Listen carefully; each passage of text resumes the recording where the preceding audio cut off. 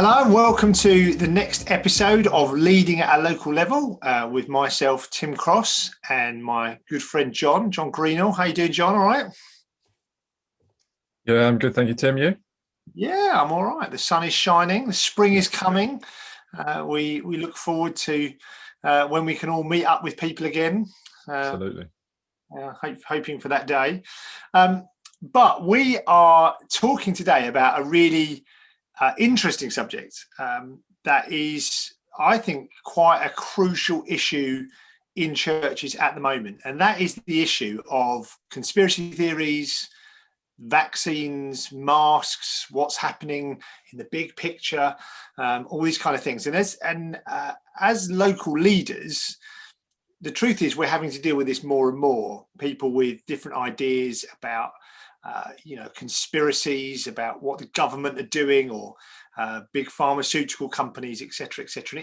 I think it's a real issue right now. I've been talking to lots of different leaders who've been saying, how do I respond to this? How do I tackle people in my church that are refusing to take the vaccine because of these, to be honest, somewhat spurious arguments? And so we're going to try and tackle that today.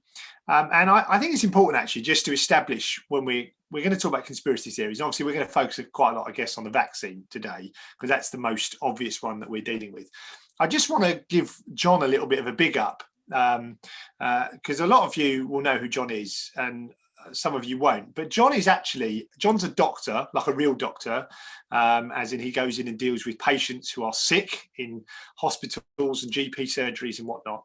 And he's also the Associate CEO of the Christian Medical Fellowship. And the Christian Medical Fellowship is a fantastic organisation that's been going. How long has it been going now, John? 72 years, I think, this year. Yeah. 72 years. And so the purpose of the Christian Medical Fellowship is to equip Christian medics, that's doctors and nurses and other people in the health profession, to live and speak for Jesus. I might have even got that exactly spot on, John. Do you know what, Tim? You should come and do our promo video we're about to film. That's awesome. Oh, I love that.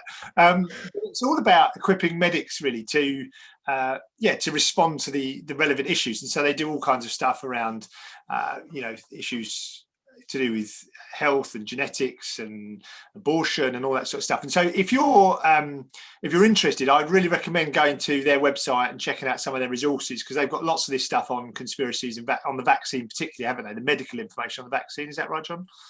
Yeah, that's right. We'll mention there's some good resources out there. Yeah. The reason I say all that, John, not just because I think your head's already quite large, but is because I just want to establish John's credentials for dealing with this subject, particularly when we talk about the medical side of things.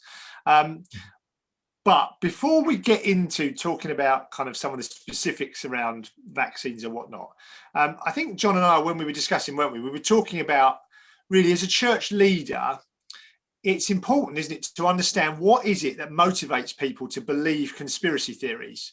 Why is it do very sensible, intelligent people find themselves believing kind of theories that, to be honest, don't seem to have a great deal of good evidence or science behind them? So we're going to spend the first part of our discussion today, and it might be a slightly longer conversation, this, but exploring, the first part of our conversation is going to be exploring why do people buy into conspiracy theories, and then the second half of our conversation is going to be, how as a leader do you combat and care and challenge those that have got these kind of issues, and looking at it a bit more specifically. So John, is that a happy measure for our conversation? Yep, sounds good. So tell us, John. I'm slightly distracted. Say that. Sorry, Tim, say that again.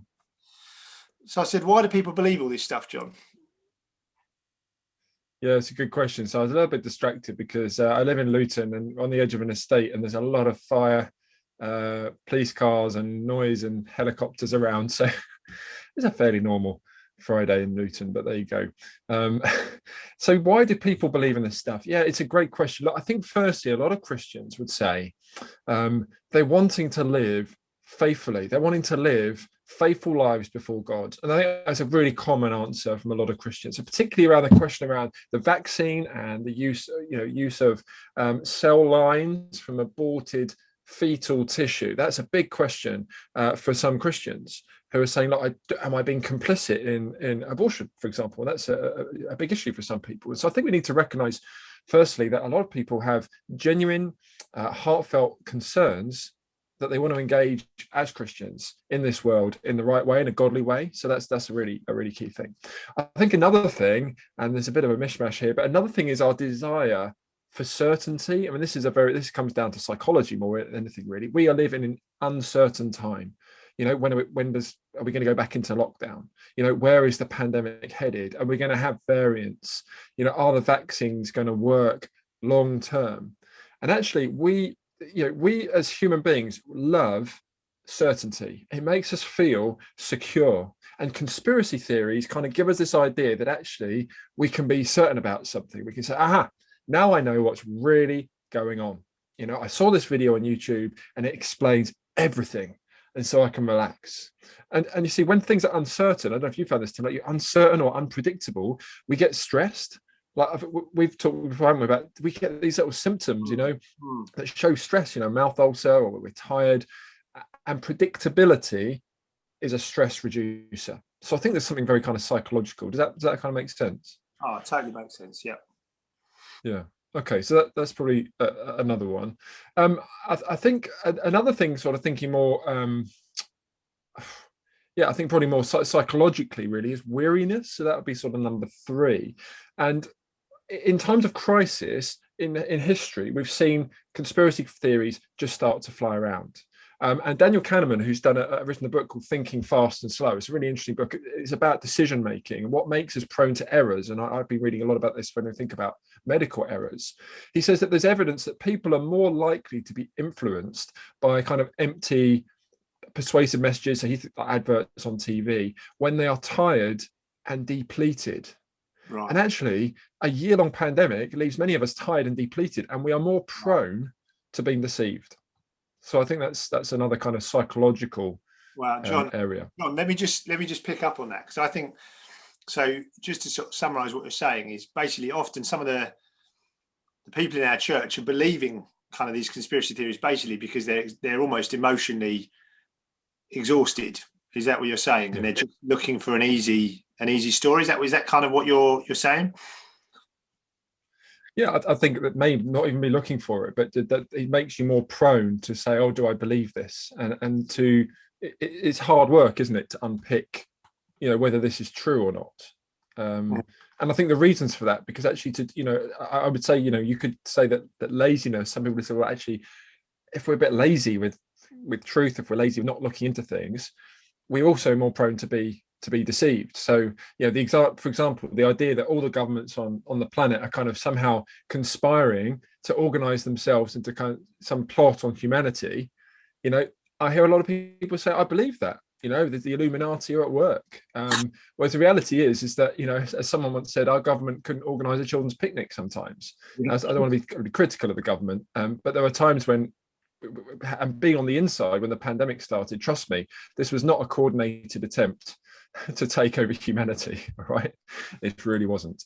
So I think laziness can be there, but actually we're more prone to that intellectual laziness perhaps when we're tired, and weary. That's certainly the case. I think another psychological factor, Tim, is boredom alleviation. So I think a lot of people, you know, when we get bored, we scroll through social media. All right, even when we're not bored and we should be working. All right, so we're so tempted, aren't we? I've got Facebook open right here in front of me, funnily enough, and actually it doesn't help. And life can be a bit boring, a bit mundane, but you throw a conspiracy theory in, wow, you know, it's fascinating. It can be a bit fun. It's a bit of a Hollywood storyline, a bit of drama. You know, it pulls us out of our kind of day-to-day lives. So I think we've got to be aware that actually trying to alleviate boredom and sharing these stories and mulling over them can be exciting. I think we need to recognize that as well. Yeah, absolutely, very true. That's definitely the case. I think there were a couple of other issues, though, I think that we can see. Obviously, the erosion of trust feeds into this. You know, who do we believe? And a lot of our distrust and saying, well, is this true? Is that not true? You know, it comes from our distrust of people. We think, oh, big pharma, well, they've got a kind of big financial investment in the vaccine. And so people who say, well, these big pharma companies have pushed through the vaccine, hadn't had proper trials because, you know what, there's this political pressure, but there's also, a lot of economic gain potentially. So maybe this conspiracy theory might be true. Or about the government. We think, well, do we trust the government? Well, many of us may feel that the government hasn't got a great track record recently on areas of trust, and we then bring that over into the realm of vaccines, and we say, well, you know what, I don't trust what the government says, and in fact I don't know who to trust. Authority figures let us down. I mean, that is the reality, isn't it? We've got Oprah, who's introduced this kind of phrase of your truth. Okay, so it's interesting. Tell me your truth. I hate that. Amazing, phrase. Isn't it? I hate that phrase so much. Speak your truth. And it's just like, it's just, I don't know. It's just a direct attack on it. Ironically, it's an attack on actual truth, isn't it?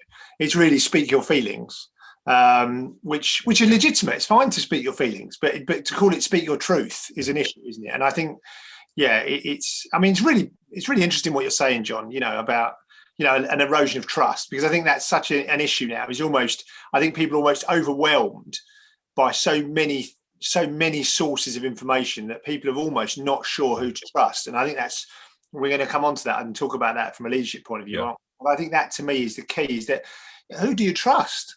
Do you, why? Yeah. I think this is what I find. Why are you believing some fella sort of doing a video podcast from the back of his car or whatever, or sitting in his car park, talking about the vaccine? Why are you believing that over the government? Like, why? But it's, I think, because there's been such an erosion of trust. There's not, we don't trust.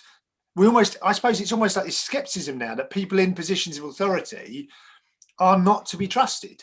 And so therefore the guy that and that's why I wanted to kind of talk about your credentials at the beginning, because I'm trying to say to people that are listening to this, it's not just Tim with his, Tim with his crazy ideas. It's it's Dr. John who knows what he's talking about, Yeah, but I think it's also important to be on. Yeah, it's really important to be honest about what we know and what we don't know. So I'm not a vaccines expert, but when we're producing our podcast for the Christian Medical Fellowship, I wanted to produce something where we married, intellectual rigor with robust Christian faith. And so I called up a friend of mine who has worked at the highest levels running trials on respiratory viruses, Tim Jenkins, and he's recorded a podcast that's called the First Incision. Not a plug, but just it's there. It's called the First Incision, and we've got him on. So it's important that if we're not the expert, and I'm not fully the expert on this, we're honest about that, and we can point to others who are. Another one is John Wyatt. So you can search up his blog, Professor John Wyatt.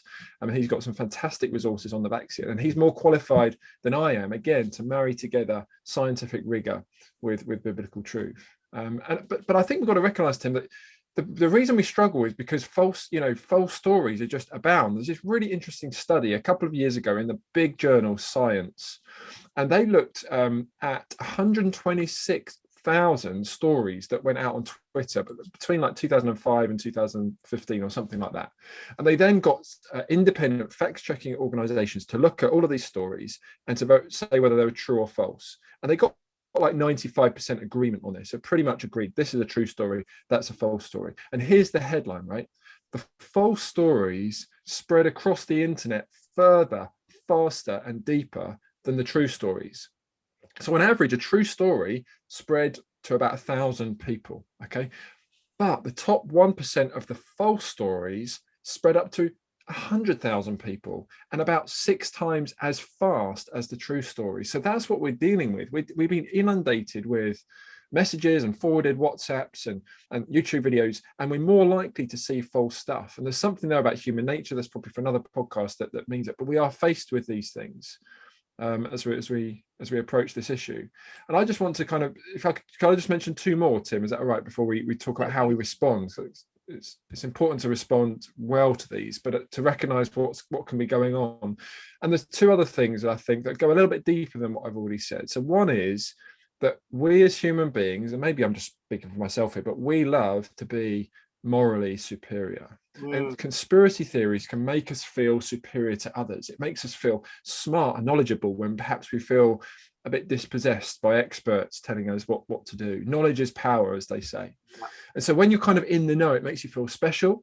And then you feel sorry for the poor people who haven't had their eyes opened to this truth that you've got. So it's your mission, on your keyboards to help humanity see the light. And so actually we start to then demonize people. So we say only stupid people, I've heard this all the time, you must be stupid if you want Brexit. If you're a leaver, you must be stupid. Only a selfish person would doubt the vaccine. If you're not going to have the vaccine, you're selfish because you're not helping other people, you're just thinking of yourself. And we demonize people. And actually, we can't often seem to accept that there are people who are reasonable, who have, as you've already said, at heart, they want the best for themselves and humanity.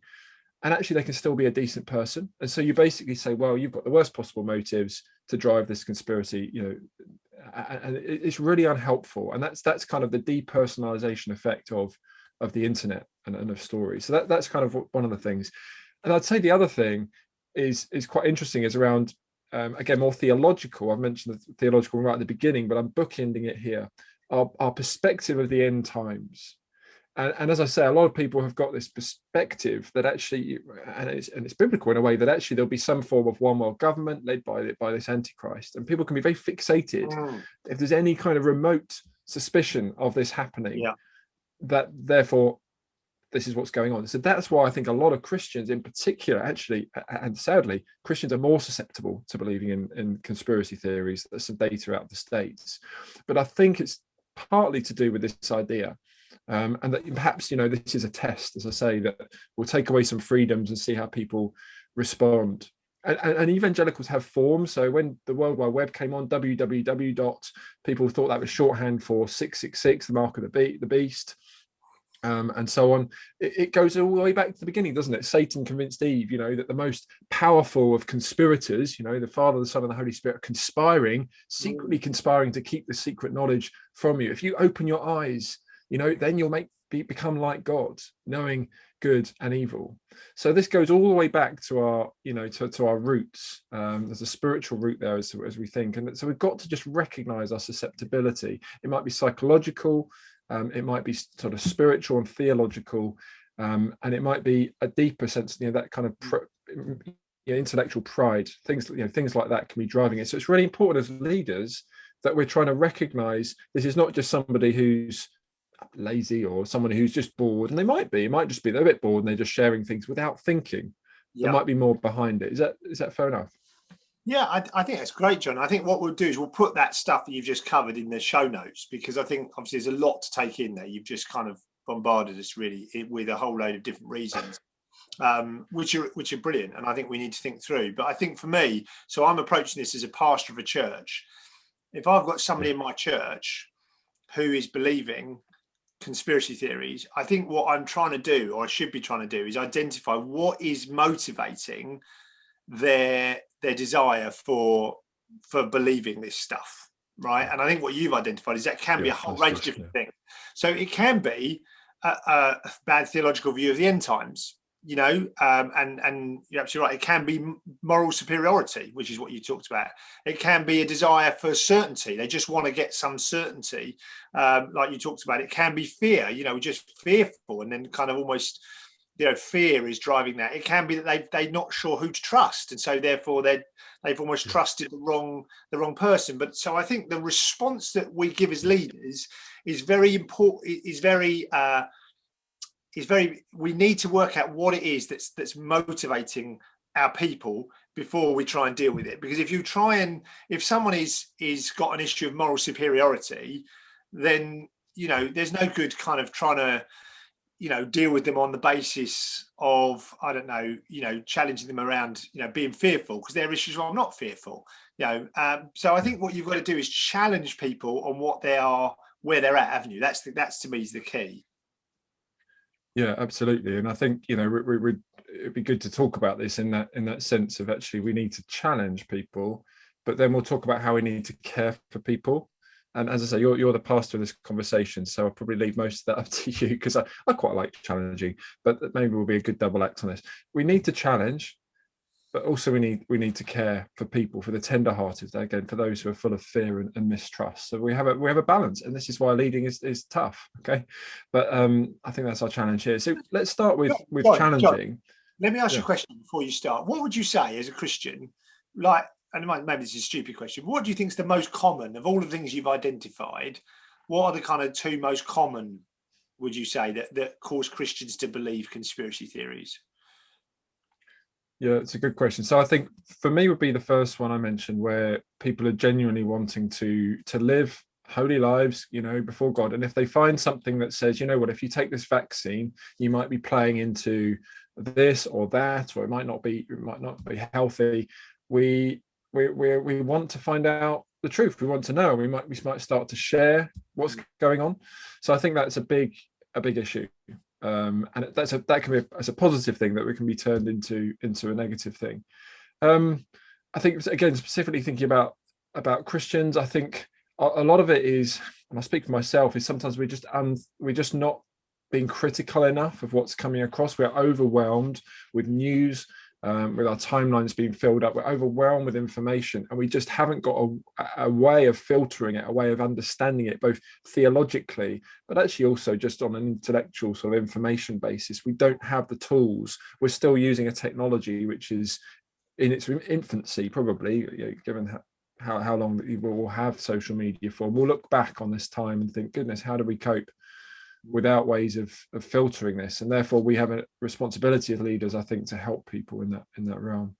Absolutely. Good. So how do we then challenge people? So here's my first question. Is it responsibility of a leader, a local church leader, to challenge someone who is believing a conspiracy theory, or can you just kind of let them kind of out to pasture and just kind of hope it goes away? What would you say? Well, overwhelmingly, I'd say yes. Overwhelmingly, because number one, we've got to identify the underlying beliefs. And if the underlying things like laziness, boredom, desire for certainty, poor theology of the end times, pride, if these are the things that are driving Christians to be sharing and believing in these conspiracy theories, these are at heart theological, moral questions. They're revealing, they're symptoms of something deeper. And it's a discipleship issue. This is about the honor of the Lord. And so actually, if we're Christian leaders, then we have to confront, we have to challenge these things in our preaching, in our other inputs. Let's challenge the underlying beliefs. And we get a front seat now. In the days past, when there wasn't social media, we're not always sure what's going on with other people in our church. But if people in your church are on social media, you've got a front row seat to see what they're sharing, what they're talking about, what they're believing. That might feel a bit unfair to some of us, being under the watchful eye of a pastor or something, but our lives are lived out there, and therefore our beliefs impact our witness, our beliefs impact how we kind of live, and therefore as leaders we need to be ready to challenge that, and we're given a biblical mandate to challenge these things. You just have to look at the pastoral epistles. Paul's talking about things that are going on within the fellowship and their behavior and conduct towards outsiders. Well, boy, have we got that on social media. So we need to challenge, I think. Yeah, absolutely. So I think for me, well, something I read a while back when I was dealing with someone who was in a previous church I was in, who was pushing forward a lot of conspiracy theories. I actually said, I read something which I thought was really helpful, which is that conspiracy theories are actually basically another word for slander, right? Which is a biblical word. Well, it's not a biblical word, it's slander. So basically it's slander. And my understanding of slander is that you're basically saying things about somebody which are unsubstantiated. So you don't have evidence to say that. It's not like I personally, my first hand saw them do something. I've heard from so-and-so who heard from so-and-so that that's what they were doing. And taking up Bill Gates, one of these things that have been pushed around is that Bill Gates is kind of this, evil mogul that's kind of driving everyone to, controlling the world. And there's been a lot of bad press really for Bill Gates.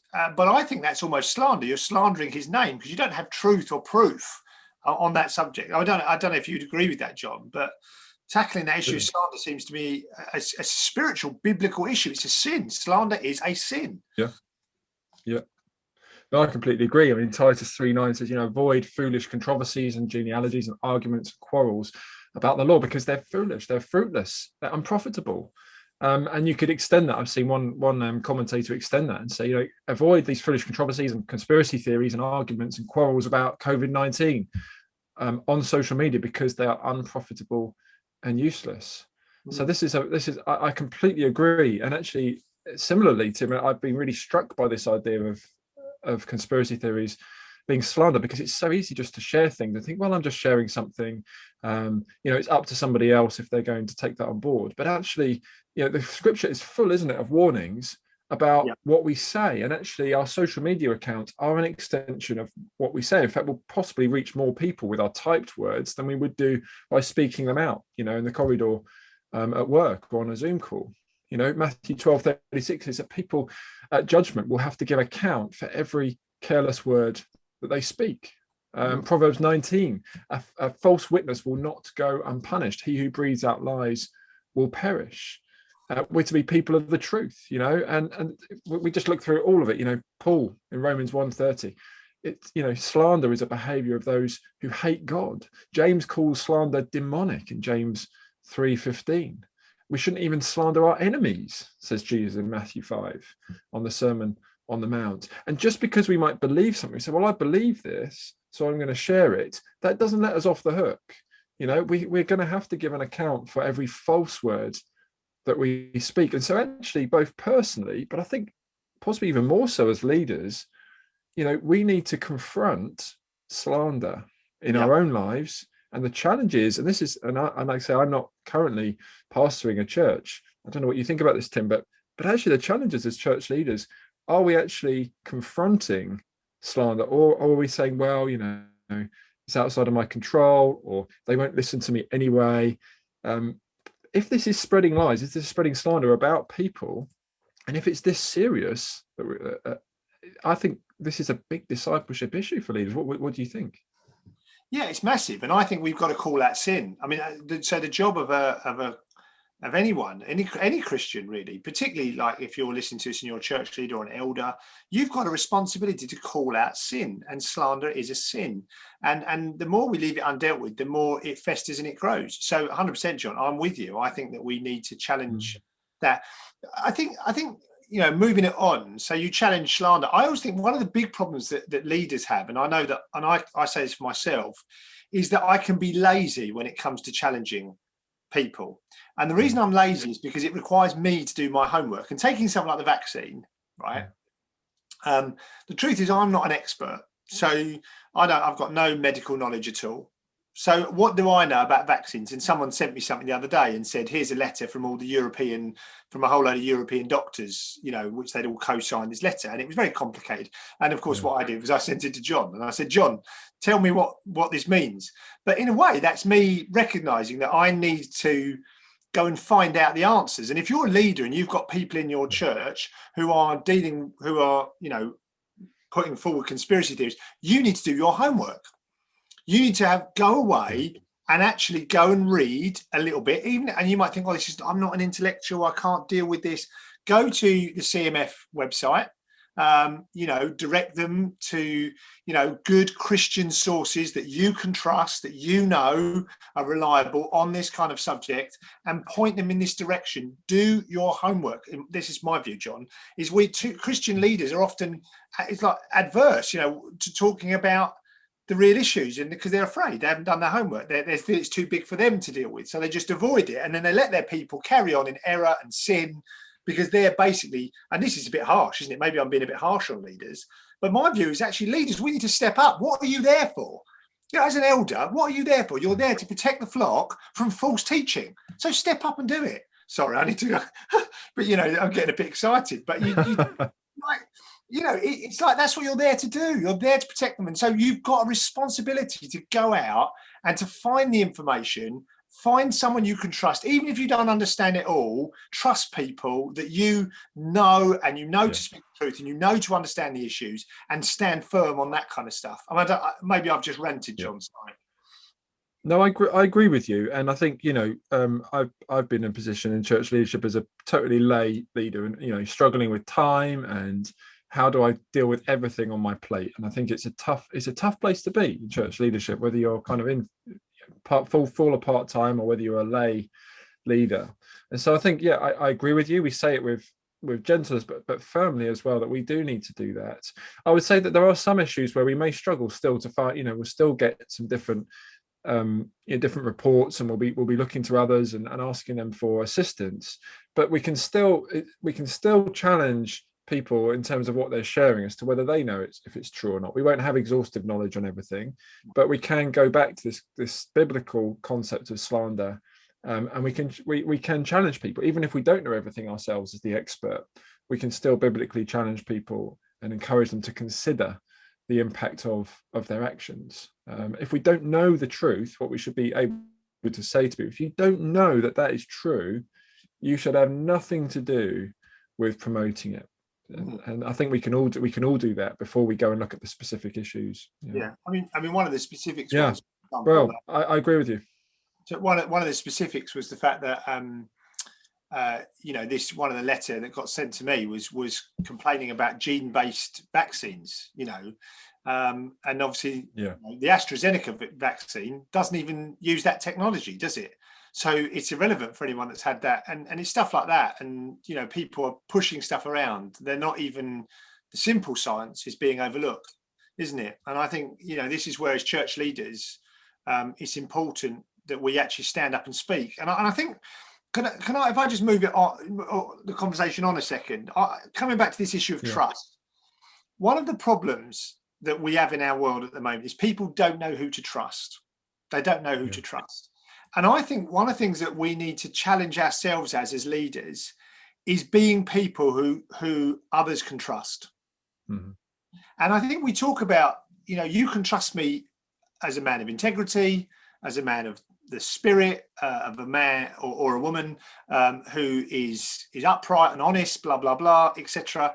But also we need to be people that therefore use that credibility to actually be like, you can trust me. I'm saying, as a church leader, the vaccine is okay to take. I'm going to take a stand and say what I actually believe, so that I can give confidence to the people that look to me as being someone who is trustworthy. Because in a world of so many different people, so many different voices, so many different ideas, actually having someone who who you've seen over many years, who you trust and who does their homework. When I stand up in front of my church and I say, it's okay, I believe before God, and having read the science, that it's okay, you're providing certainty. I don't know if you agree with this, John. Yeah. People, and I think even me saying that, I feel a little bit like, should I be doing that? Yeah. And it's like, I should be doing that, because that's what my church needs. They need a degree of certainty. Go on. Yeah, so I mainly agree. I think people do need that. I think one thing I always say in my medicine is that you've got to be ready to say, I don't know, and I'm going to go and look that up. We talk about that when we think about apologetics, and people may ask us a tricky question. Let's not fudge it. If we're leaders and we don't know, it's fine to say, do you know, I don't know, but I'll get back to you on that. Or I don't know, and actually I know someone in my church who can maybe go and do some of that research, and and you can ask someone else to go and look for the research. Ultimately, you'll need to own it and be responsible for that. But it's okay to say, I don't know, but I'm going to find out, because it's important. The other thing we can do as leaders to be trustworthy is to not share things ourselves. Make that start with us. If you're a leader, don't share stuff that you're not sure if it's true. Okay, because if you do, then your credibility is gone. And we've seen this on a big scale in America with some of the issues around elections and so on, where we've had these forthright pronouncements on coronavirus as well from certain leaders, and their trust has been eroded because certain prophecies haven't come to pass. The coronavirus that they said was a complete myth has then actually killed them. You name it. There's all of these problems around, and then people are saying, well, I can't trust my leaders. But I think thinking about this issue of providing care for people as leaders, yes, let's help them, let's be leading from the front, but ultimately we need to teach them to trust in God, don't we? Ultimately, when we're trusting conspiracy theories, when we might be worried about, is this the end of the world and do I need to prepare it? God is in control. God is on the throne. We don't need to fear this big kind of scary organizational government. Actually, we can trust that Christ will protect us. And that even if it is the devil behind COVID-19, even if it was, actually us posting about it on Facebook is not going to change a huge amount. We're not going to be as fussed about masks if that really is what's going on. So we need to teach people to deeply trust God. But what I would say is that we also, yes, we need to give people some certainty, but ultimately the Christian life is unpredictable. Like we've got to teach people to be more comfortable with uncertainty, because life is uncertain. I'm sorry, I see it in my clinics all the time, where one day things are happening like this and the next day, bam, the cancer diagnosis comes, or a child gets, in my case, pediatric medicine, a child gets sick, or they get a diagnosis. And so we need to be careful about our desire for certainty when actually life is uncertain, our future is uncertain. Physically, let's hold on to what we do know is certain. We can hold us sure to the sure and fast word of God, the certainty that he's in control, the certainty that we have a place with him for heaven, that we're safe, whether we're in life or in death, we are safe in him. So let's teach people to trust in God. Absolutely. Oh, John, you have absolutely nailed that. And that's what I keep coming back to. It's the biggest thing I say to people when they're challenged when they challenge me over conspiracies. I'm like, where's your trust? Yeah. Who are you putting your trust in? Even if it is some grand scheme by a pharmaceutical company to do this to us, God is in control. And I can't, if you're not careful, your people spend their entire life worrying. And this is how you know it's the devil. The devil creates fear. Yeah. God provides comfort, clarity, and certainty. Right. And so if you're living in I better not do this in case this happens, I can't be certain, but it could be, that's not from the Lord. Right. And if you do your study, I mean, I did a study in Revelation before Christmas and with our church, and it was so helpful. If we talk about the end time stuff and things like the mark of the beast, believe me, that the whole context of the mark of the beast was they knew that they were taking the mark of the beast. Yeah. People that took the mark knew it was a clear mark. It wasn't like, I took it by accident. Yeah. It was marked on their forehead, I think, and it was like, this is the kind of stuff where we're not going to get tricked into these things. And it's interesting as well, right? The whole study of Revelation is really interesting. And I'll say this as a piece, if I can, John, about Revelation and those people in your churches that would be getting a little bit end timesy. People that get, in my opinion, people that fixate on Revelation are missing the point of the book of Revelation, right? The book of Revelation is not written to try and be a manual for the church for the next 2,000 years, written in cryptic code. It's not the Da Vinci Code. That's not, Jesus did not write the Bible to be a Da Vinci Code. He wrote the Bible. God has written the Bible for our encouragement and our edification. And this is the main point of Revelation, right? The world is difficult. You are going to be persecuted for your faith, but God is in control and God will judge at the end, right? That's the book in a summary, right? That's the point of the book. It is about encouraging believers to keep going in the face of persecution. That's what it's about. It's not about trying to work out, where this sign is and when Jesus is coming. It's not about when Jesus is going to return. Honestly, I don't think.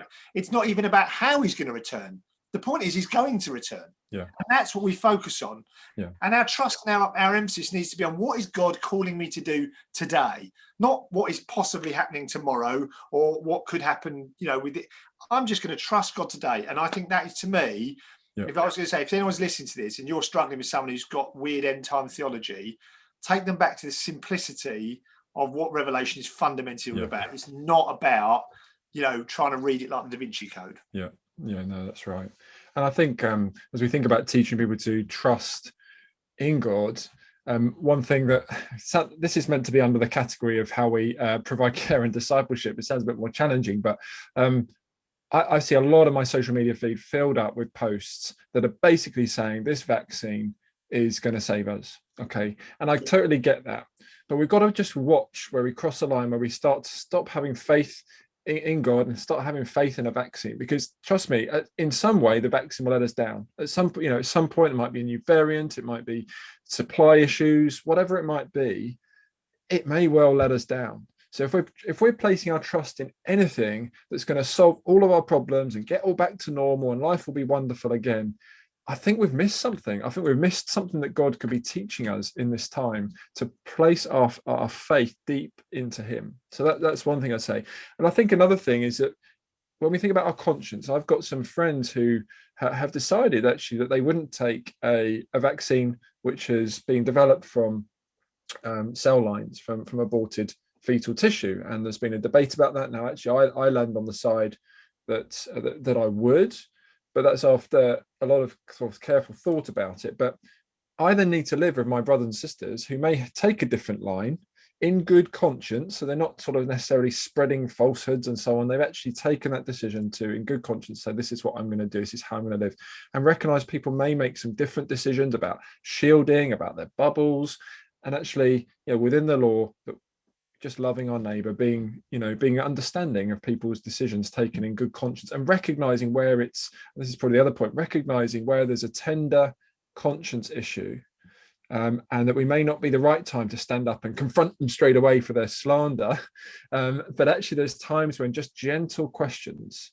why are they behaving in this way? Perhaps they feel powerless, perhaps they feel afraid, perhaps they believe that a big problem needs a big single unified cause. And sometimes just that gentle, loving, one-to-one approach with our people is the way to go. And we may need to bring in teaching a confrontation along the way. But again, as I say, Tim, you're the pastor in this conversation. How have you found that, bringing that pastoral emphasis? Yeah, I mean, ultimately people, I mean, let's be honest, like, we're not standing here saying that if you don't take the vaccine, there's something wrong with you, you must be false. There are some people that, for various different reasons, as you say, in conscience have decided not to take the vaccine, and that's their decision. In the end, they should be free to make that decision as they feel, and they're not going to get any judgment from me. I think this conversation has been about those that are, kind of either believing that they're not going to take the vaccine because there's some great kind of conspiracy and they're not trusting the Lord, or they're kind of literally pushing that out and saying this is bad, this is bad. I think that's when you need to challenge. But you're right. I mean, I've got a lady in my church that doesn't want to take the vaccine, and she just said, I prayed about it, I didn't feel it was the right thing to do. And you think, well, I might not agree with you on that, but I'm happy just to let that be. And I think you've got to gently challenge people, haven't you? You've got to gently encourage people. But I think the big thing for me is, where is your trust before God? As a pastor, who are you putting your trust in? You're putting your trust in Jesus. And this is the thing. I mean, we haven't got time to go into this, but people that won't take the vaccines will happily have paracetamol. Yeah. Or they'll happily go to the doctor about their blood pressure, or about, and it's like you want medical science on one hand, but on the other hand, I find it's inconsistent. So, I think it's probably time we summarize this conversation, John. But I think if I was to encourage you, if you're battling with these kind of issues in your church, is number one, work out what's motivating that person. The second thing I'd say, have the courage to challenge it, do your homework, go away, think about it seriously, find out people that can help you if you don't have the full answer, and approach it pastorally, sensitively. If it's on a one-to-one basis, don't lay into someone. But then that would be my encouragement as a pastor. I don't know how you handle that, John. Yeah, no, I completely agree, and I think it's even just talking about it, I think, goodness me, this is a lot to take on board. This is a challenge. This is difficult. None of us are familiar with this stuff, really. We've got this relatively new world of social media. How we navigate that as a discipleship challenge, and so I think we just need to be engaging rigorously with it, but also be prayerfully praying for one another and upholding each other. And this is why we believe that having a network of leaders, I think it's something that MLG is passionate about, is networking people. So we're not lone rangers on our own, but that we pool wisdom, we share perspectives, we share with one another. Here's a reliable source. Why don't you check it out? That's the power of working together and supporting one another as leaders, both within the local church, but also within a wider network. And I think we need that more than ever with these specialist areas. We've talked today specifically about something very medical. You talked to me something about education that I don't have a clue about, for example.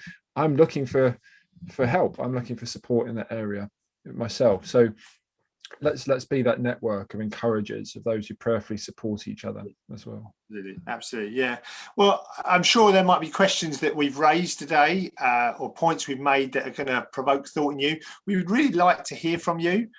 If we can encourage you, great. If maybe you disagree with us, then that's fine. Feel free to write in. You can comment in the YouTube section, or you can write to us. If you feel you need additional support, if you feel that like that's an issue in your church and you could really do with some help, then again, please get in touch. The whole point is we want to equip the ordinary leaders, the local leaders, to just lead well where you are leading.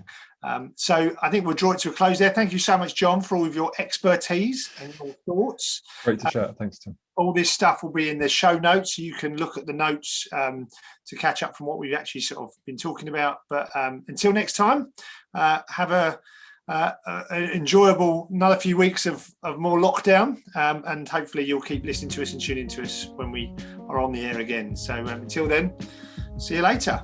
Bye-bye. Bye.